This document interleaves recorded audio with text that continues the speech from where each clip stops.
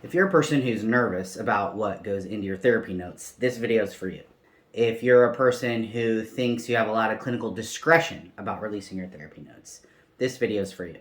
If you're a person who works in a practice with inconsistent approaches to records releases, this video is for you. And if you're a person who works in a practice where they send you records to review before releasing them, this video is for you. I want to talk for just a second about who I am so that you can make your own decision about whether you think I have any credibility or authority to speak about this subject. I was raised in the clinical field. My doctorate's in clinical psychology, and I was trained in clinical treatment and assessment before I ever got into forensic work. I continue to do consultation with folks in the clinical world, and the reason I'm making this video is because I see so much misinformation, most of it perpetuated by well-meaning therapists regarding our ethical and legal obligations in writing and releasing therapy notes. I literally read records for a living. I have read hundreds and hundreds of notes, all kind of notes, therapy notes and medical notes and substance abuse notes, but I no longer do therapy. I haven't done therapy in years. At this point in my career, I'm the person requesting your notes. I send therapists a court order to release records so that I can review them for my evaluation. Or in a much smaller percentage of cases, I'll send a release of information or an ROI. And in the vast majority of cases, I get back a lot of reluctance on the part of therapists to release records. Now, I want to make a distinction here that's fundamentally important. I typically only get pushback from small to medium agencies, so like a group practice with less than 15 clinicians, or occasionally a smaller health system, but very frequently from small practices and individuals in private practice. So there's this contrast when I request therapy notes from larger systems where there's a records department, or at least where they're large enough to have required some systems to go into place for their requests. And at that scale, those are the folks who have done the legal consults or have in-house counsel, and they're well aware of the standards and legalities around release. So I don't get pushback there. Now, it's possible that they're checking with therapists behind the scenes, but in most cases, a person trained in the rules processes my request and gets those records back to me within a day or two. And that time frame that they're getting records back to me from, it seems likely the process is happening well outside the view of the clinician.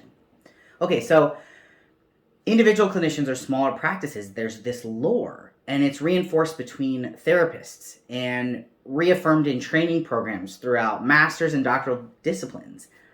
And that lore tells us that therapists have some kind of discretion about handpicking notes that they can decide not to release.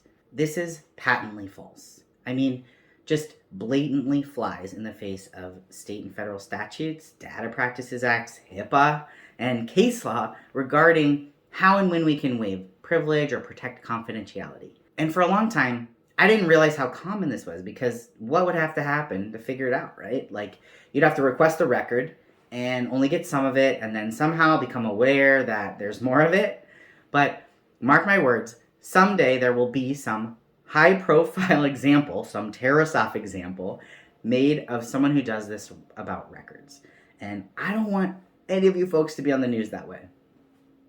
And even though this is my effort to spread the word, I'm still certain that many people will listen to this and think I'm full of it. But no matter how much you try and steer people to the truth about this, therapists still cling to this belief, and this seems to come from a pervasive belief that our therapy work should never be known by another.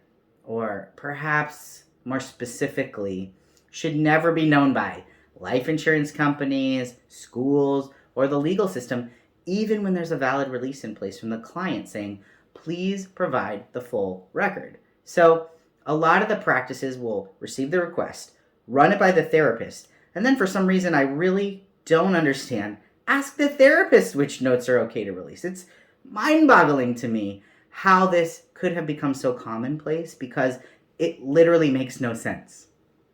But then therapists will go from one place to another, reinforcing for each other that this is the right and true way to operate because others are doing it this way.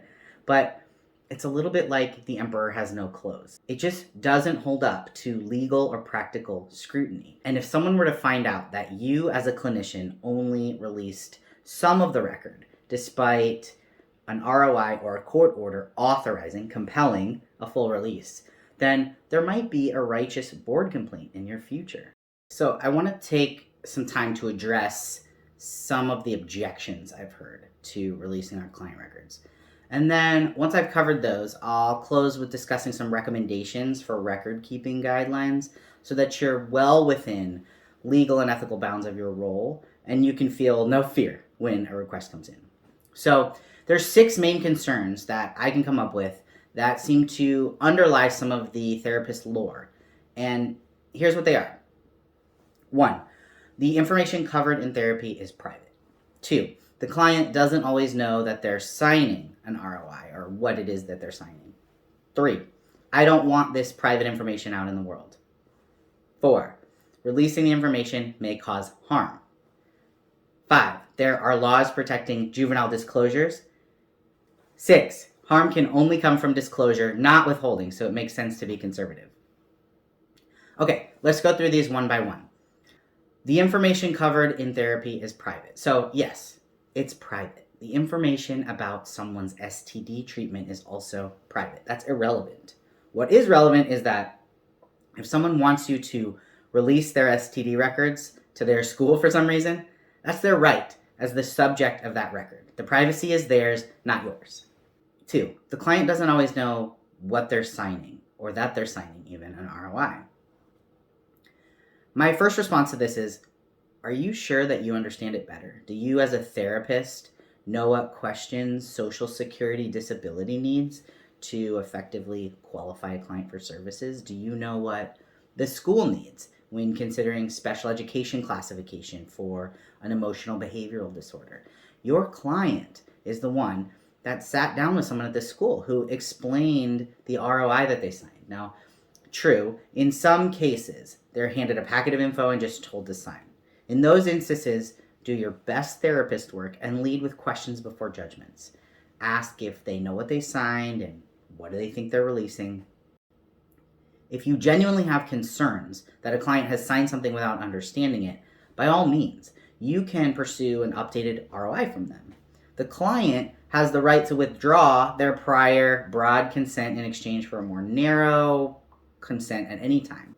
But if you're going to advocate for that, you better give a ton of thought and document the heck out of why you're qualified to make that determination. If your client is denied special education services because all you offered was a diagnosis and session dates when the school needed more info on clinical symptoms to substantiate the impact to academic functioning, do you really want to live with that? There's also some dynamic where sometimes the clients are more realistic than therapists about what it means to apply for disability or life insurance. They might be more likely to be resigned or accept that if you want disability or life insurance or special education services, you need to sell your soul and give the bureaucracy what they're asking for so that they can check their boxes. Imagine if someone applied for time off work because of a broken leg.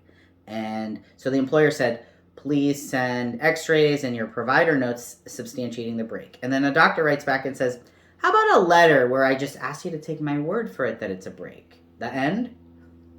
Or maybe occasionally that flies, but generally that's not how the world works. They probably have their own doctors employed to look at those records and make independent determinations about them. So this is also a good segue into another video where I talk about our field's inclination to try and provide a summary when someone wants our records. I won't go into that at length here, but my own summary about summaries is please consider not doing that. Okay, 3, I don't want this private information out there in the world. This is the one I probably hear the most often, and I think it's the least accurate. It's almost always absent a critical inquiry about the obligations of the receiver of the information. Therapists like to believe that we're the only ones governed by HIPAA or any other kind of regulation on information sharing and privacy. But the thing is, literally everyone who deals with private information or sensitive information has guiding authorities about protecting that information in some way, only using it for its intended purpose and refraining from unnecessary release. There are Data Protection Acts and attorney-client privilege rules and litigation around educational records, not to mention that many of these same places are also governed by HIPAA as holders or receivers of protected health information. So to just broadly assume that you can't or shouldn't release to one of these entities because somehow then the information will be out in the public or out in some kind of wild free-for-all, it's just really unrealistic and improbable. And ultimately, it doesn't matter because, again, you're not the holder of the privacy. If a client wants to request their full record and then hand it out page by page to strangers on the bus, well, that might be a clinical issue for y'all to talk about, but in very few circumstances would it represent something that you as a clinician can intervene to stop from happening. Number 4, releasing the information may cause harm. This is another big one, and it comes up most frequently with juveniles or vulnerable adults. Now, to be clear, there is most certainly a loophole in most regulations around therapy notes that allow you to withhold records in the event that there's a reasonably foreseeable harm that might arise from the disclosure. But first off, it almost always has to be something very specific. That rules out any vague concern you have of that the parent will be angry or the therapeutic relationship will be ruptured or the client will commit suicide or whatever other anxiety is driving your fear about the possibilities. Think of like hospitalization criteria where you can't just have a feeling. It's more applicable to situations with clear and tangible connections to identifiable harm. So say the client has a prior suicide attempt after being outed to their brother, and then their parent, who does not know about their sexuality, requests your records, which discuss sexual identity. Like, even then, under those circumstances, what you're generally permitted to do is redact only the very most relevant portion. So then you have to clearly disclose that you've redacted something, and you have to allow for an appeal process for the receiver if they disagree with a redaction or that a redaction occurred. So not for 1 second does any of this mean that you can just cherry pick which notes go out and which ones don't.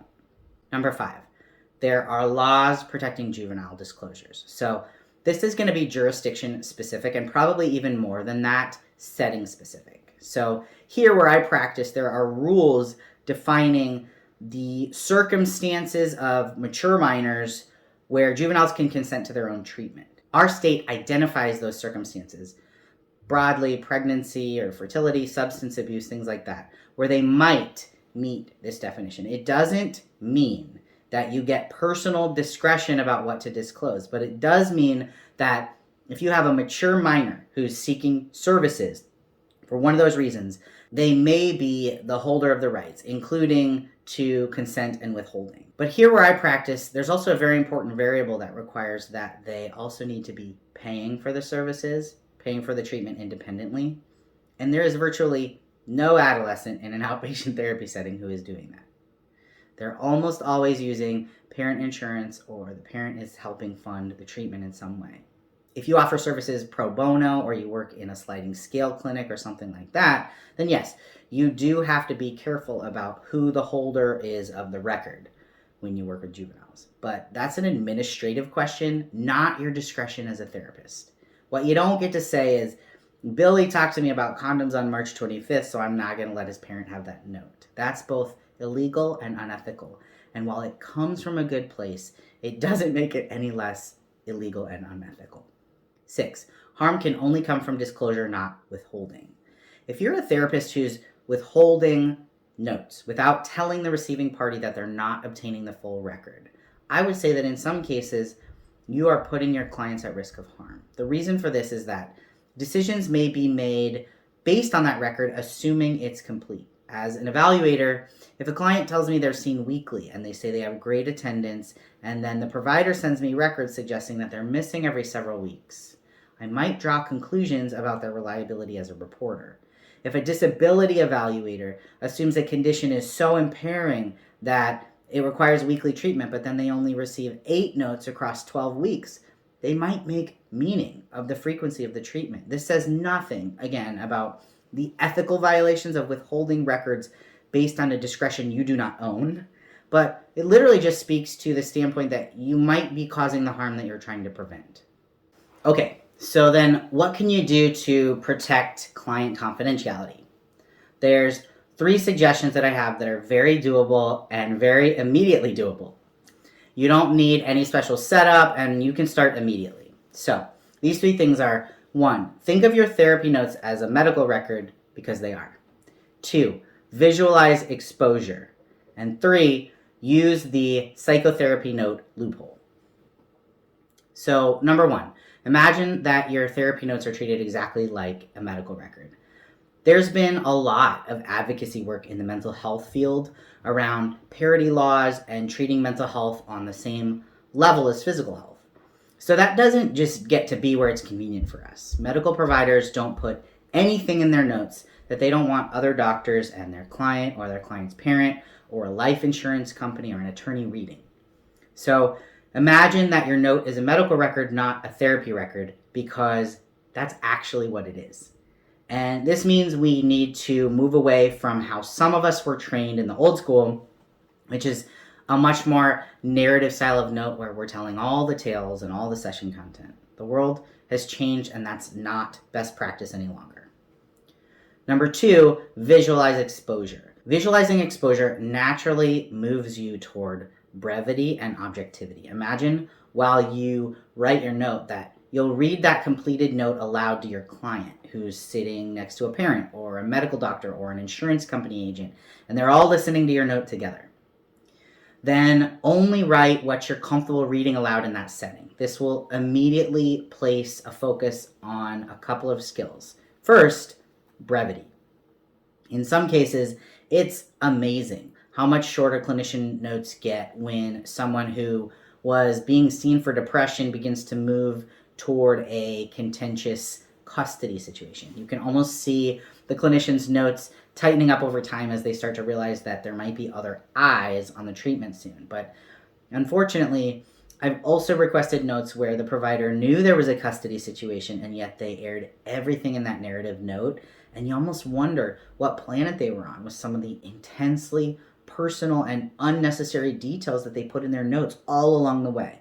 And then they want to fight to keep them from being released to both sides. So say what you need to say in as few words as possible. But this is more than just being brief for the sake of being brief. The point is to really consider why something is in your note. Is it to guide continuity of care or connect session progress towards treatment goals and planning? Is it to establish medical necessity? If it's not, it shouldn't be in there. Mental status observations, interventions, objective descriptions of things said in response to interventions, certain things said in response to interventions. Very few of those you should worry about if they were released. None of that should be so private that it makes you cringe. I think most of the people worried about their notes being released are saying too much in them. Let's go back to our STD example from earlier. A medical provider is going to say something like, client requested STD testing due to a burning sensation with urination. They're not going to say, client discussed how ashamed they feel about the possibility they have an STD because their father used to verbally abuse their mother in front of them while falsely accusing her of spreading chlamydia through her extramarital affairs. This led to client soliciting sex with strangers in public restrooms, and our session was spent exploring ways they can get their sexual and emotional needs met, but also better set boundaries with their boyfriend Fred, who punched them in the face last week while snorting a line of cocaine. Later on, if the screening is positive for chlamydia, we will plan to discuss their feelings about taking pills and how that triggers prior trauma where they fell off a balcony while highly intoxicated at the age of 15 and had to take an antibiotic after multiple corrective surgeries. But I have read some clinical therapy notes that read this way. And at the end of the day, if a client requests the release of that first record example, the one-sentence note about the STD testing that briefly touches on the symptoms and intervention, there's so much less room for violation of trust because you've put in just the basic facts. So the second guiding rule for your notes is to try and aim toward objectivity. If you're not writing notes with a little bit of clinical distance, I'd go as far as saying that you could be doing your clients a disservice. So much of our focus as providers is in not bringing our biases into session, but but I cannot tell you the number of notes that I've read where a therapist will say something like, session focused on how client can protect herself and her child from extremely verbally abusive X. What evidence do you have beyond that self-report that the X is abusive? And how do you know it's extreme? Even if that characterization is accurate, and I'll tell you from years of reading family court notes, there are sometimes two sides to that story. But even if it's true, that kind of note just isn't useful to anyone, because the only thing it substantiates is that you believe the X is abusive. Why not say, session focused on how and when client should intervene when ex-husband makes statements to their child about body weight? Same point, more specific, more objective, and to the extent that there's a conclusion in there, it's justified by the data that you provided in the note. Number 3, the psychotherapy note loophole. Okay, so the mental health field has been gifted the most incredible private pool to put your musings, observations, or concerns away in a safely locked box that's actually private. Most charting systems know this and have a separate box right there in your charting string to allow you to use. So still, clinicians aren't in the habit of thinking through what kinds of things should go in the progress note versus what goes in the psychotherapy note. It comes back to that example where you imagine your client is sitting in open court with their parent and their school listening to your note. What do you want them to read about? Anything you don't want to read aloud, put in your special safe box of a psychotherapy note. Now, a caution about this. The point of a progress note is to establish continuity of care, or in the case of insurance, to establish medical necessity or medical need. So you can't move everything to the box. If you're treating PTSD, you have to put something in about the nature of the trauma in your intake or DA, or sometimes in the context of a progress note. But your client, they already know they're coming in for that. It won't be surprising to them if they sign a release to the school and then the school learns the nature of the trauma. That's probably what they wanted, because any decently informed IEP, at least an initial one, will be written by a school psychologist who will write up their psychosocial history and probably needs that relevant information about the trauma. But generally, for those of you who use your notes to recall from week to week what was discussed, that psychotherapy note is a gift. Use it. Your client was a little sweaty and you want to assess for a meth relapse next week? Psychotherapy note that sucker right into its safe, warm box. And then stop pretending that every single part of your client's history needs to be withheld from schools and insurance providers and the court. If they want records released to them, it's almost certain that those are the issues in question, and your client both needs and wants more than a non-substantiated diagnosis to be given to that entity. So, take-home thoughts. The medical field is moving toward portals and increased access by consumers to their own records in real time. And so it's not too far off to think that at some point, legislation may require clients to have that real-time access to their mental health records. The lawmakers and the courts have been quite consistent about not allowing providers to create barriers to those records. And so as mental health professionals, our records are similar to medical notes, and we need to treat them that way, because both in how we write and how we release them, we don't have discretion to withhold notes just because they contain private information. And if you're going to assert that a release has the potential to cause harm, you need to do it very specifically and with full disclosure about an appeals process if the receiver of that record disagrees with you. If you really believe the client didn't understand the ROI they signed, first, honestly interrogate why you believe that. And then if you still think that's the case, then feel free to pursue a more narrow ROI, but do it quickly, because that can't be a reason to delay providing the records within the time frame that would have been expected from the original ROI. We as therapists need to stop reinforcing for each other this fictional idea that we have discretion to withhold treatment records on the basis of protecting privacy or confidentiality. That's simply not the law. If you don't believe me, please engage the services of an employment or healthcare attorney in your area. And if you take nothing else from this video, it should be that in almost no way do you as a clinician have ultimate discretion about what is and is not released. So write your notes assuming that if someone asks for it, they get it. I think that if you start to follow some of the guidelines laid out for you here, you'll write better and more helpful notes and offer improved protections for your clients, and also not panic when you get a request for records. All right, that's it. I'm Sebastian Ryland with Streamline Forensics, and we train forward.